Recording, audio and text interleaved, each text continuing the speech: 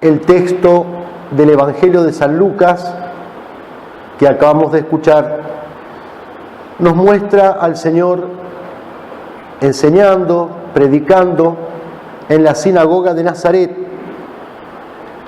Al comienzo, su prédica suscitó el asombro, la admiración, la conformidad de la gente que lo escuchaba, como dice el Evangelio, y sin embargo esa prédica no terminó bien, sino que terminó con el rechazo de parte de los nazarenos.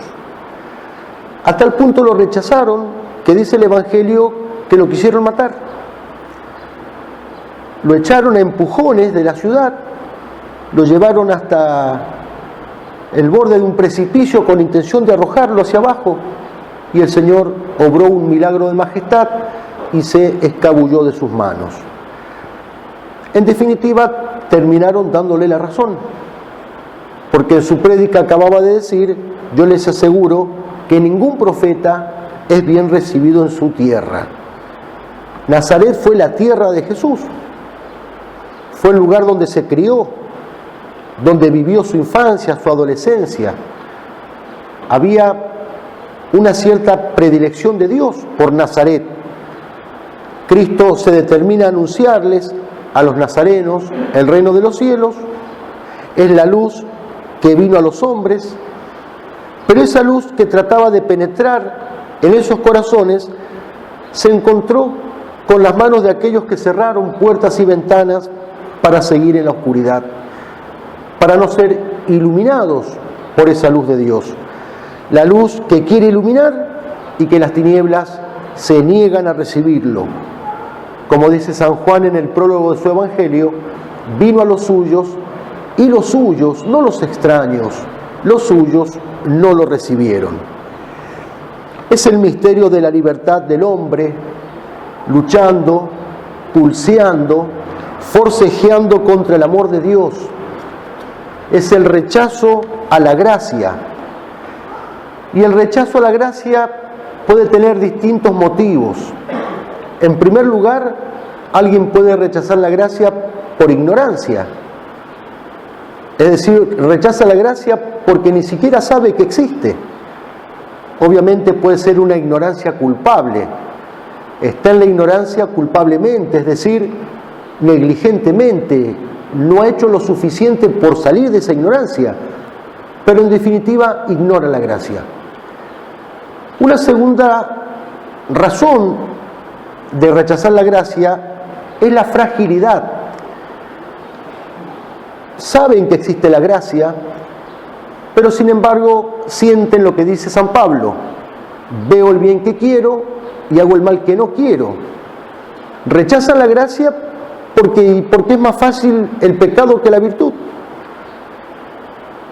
La experiencia nos indica que nos cuesta más seguir por el camino que Dios nos pide que dejarnos arrastrar por las pasiones.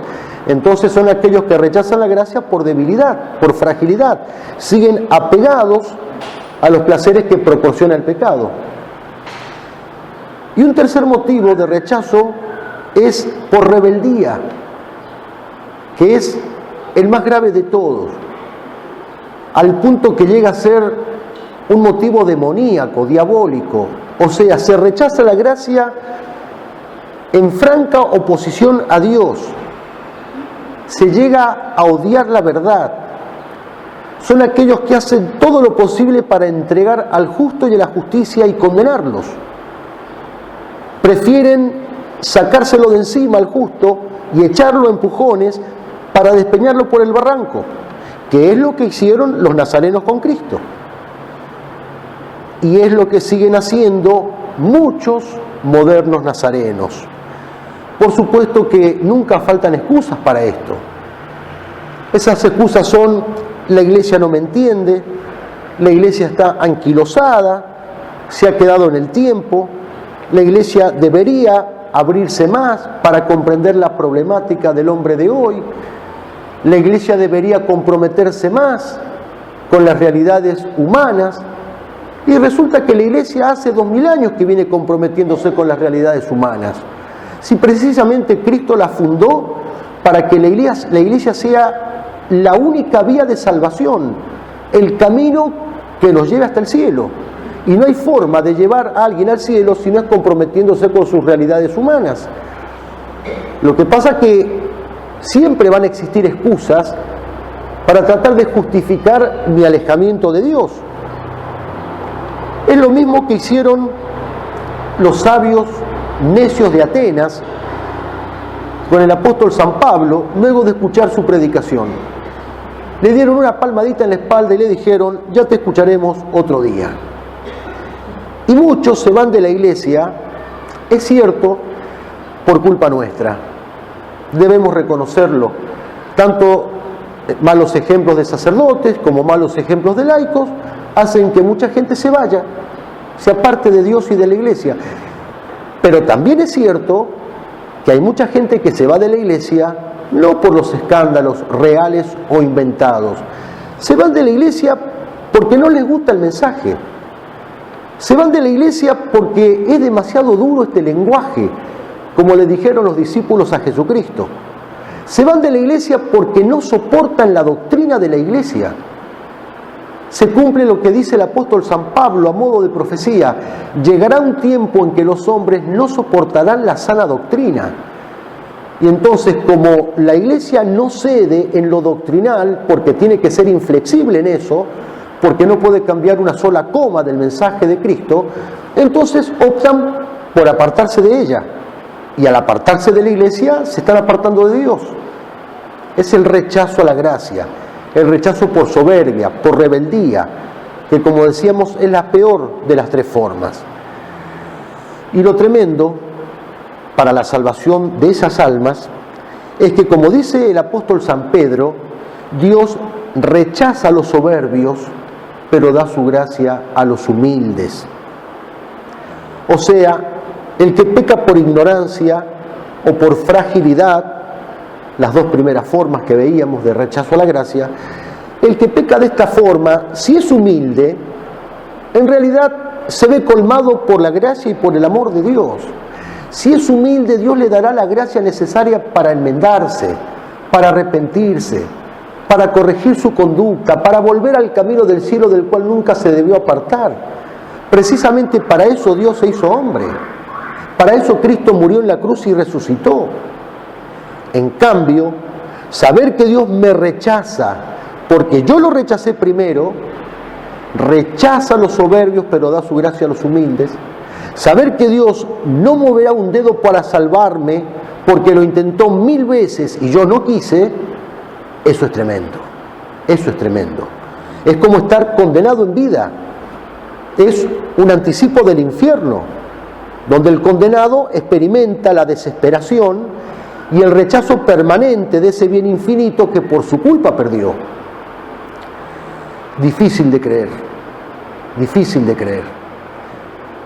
El cardenal Winczynski, mártir polaco, maestro del Papa Juan Pablo II, estando en prisión, en su diario de la cárcel escribía: el hombre tiene un corazón tan frágil que es capaz de sucumbir bajo el pecado, y al mismo tiempo tan fuerte que es capaz de resistir el amor de Dios.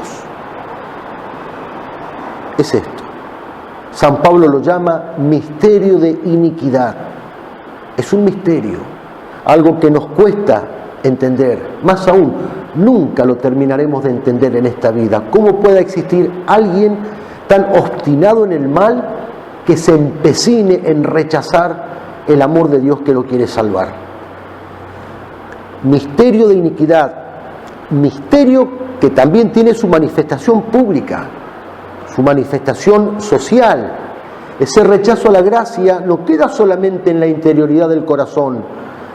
Pensemos que los modernos nazarenos lo han expulsado a Cristo de la sociedad, lo han expulsado a Cristo del corazón de tantos niños, de tantos jóvenes, de tantos matrimonios, de tantas familias.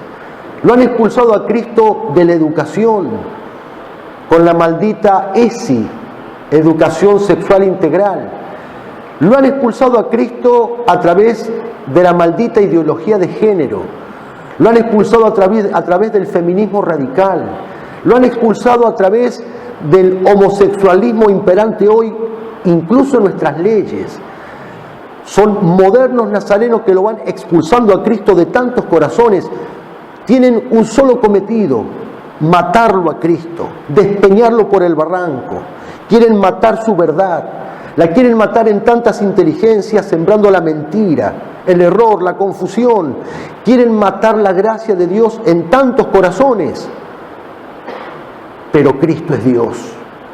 Cristo es Dios y está por encima de todos ellos. Y como dice el Evangelio de hoy, atravesando por medio de ellos, sigue su camino. Cristo sigue su camino buscando almas fieles que lo sigan hasta el fin, hasta el martirio, hasta la cruz, hasta la muerte. Pensémoslo y pidámosle a María Santísima la gracia de la docilidad, la gracia de ser dóciles al amor de Dios, la gracia de no rechazar nunca el amor infinito de Dios que nos quiere salvar, que nos dé la gracia de ser dóciles a la gracia salvífica de Jesucristo, para que su luz pueda iluminarnos por dentro, para que su luz pueda disipar las tinieblas que pugnan por ganar terreno en nuestras almas y en nuestra sociedad. Que así sea.